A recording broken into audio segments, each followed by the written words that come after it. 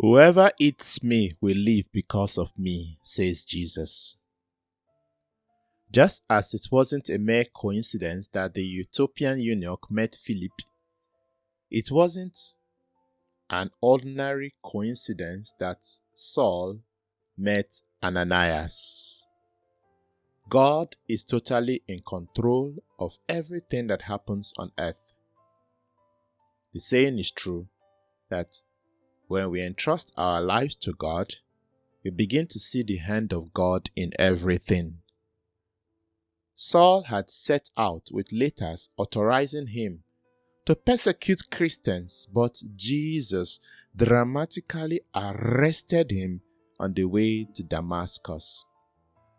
"Saul, Saul, why do you persecute me?" asked Jesus. This question reveals one sublime truth: that Christians are literally the body of Christ. Anyone who is fighting a Christian is fighting Christ.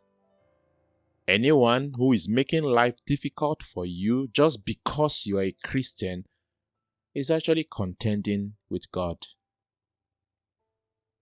In John chapter 6, verses 52 to 59, Jesus continues his conversation with the crowd who had earlier on eaten their fill of the loaves and fishes. They wanted Jesus to work the miracle again, but Jesus told them that rather than eat bread of which they will be hungry again, they should labor for the bread that lasts forever. And when the crowd demanded for this everlasting bread, Jesus made it clear that he himself is the bread of life. You see, Jesus was not speaking figuratively. Jesus literally meant what he said. "He who eats my flesh and drinks my blood abides in me, and I in him. He who eats me will live because of me. He who eats this bread will live forever." There is a fine saying that you are what you eat. When we eat Jesus' flesh in Holy Communion, we become part of Jesus. Jesus abides in us and we in Jesus.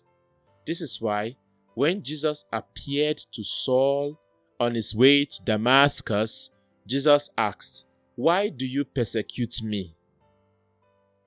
Jesus did not ask, "Why are you persecuting Christians?" He said, "Why do you persecute me?" Jesus took it personally. If we understand what happens each time we receive Holy Communion, we would realize that we have the best protection any human being can ever afford. Just as Jesus protected the Christians in Damascus from Saul's raid, Jesus would surely protect you from the plans of your enemies, whether known or unknown. Jesus assures us that whoever eats him will live because of him. No one can cut short your life because you are a child of communion. You are not just anybody. The communion you receive is Jesus, and Jesus is living in you. You don't need any other protection. As far as you are in communion with Jesus, know that he will protect you. Again, knowing that we are part of Jesus through our reception of Holy Communion should make us strive to live holy and sinless lives. While people looked at Saul and saw in him a murderer and a terrorist, God saw in Saul an instrument of the gospel. Jesus did not arrest Saul just to punish him. Rather, Jesus transformed Saul into a minister of the gospel. Avoid praying for your enemies to die. There's no need. God can still make use of them. Pray for their conversion. Pray for their healing and deliverance. May God bless His words in our hearts.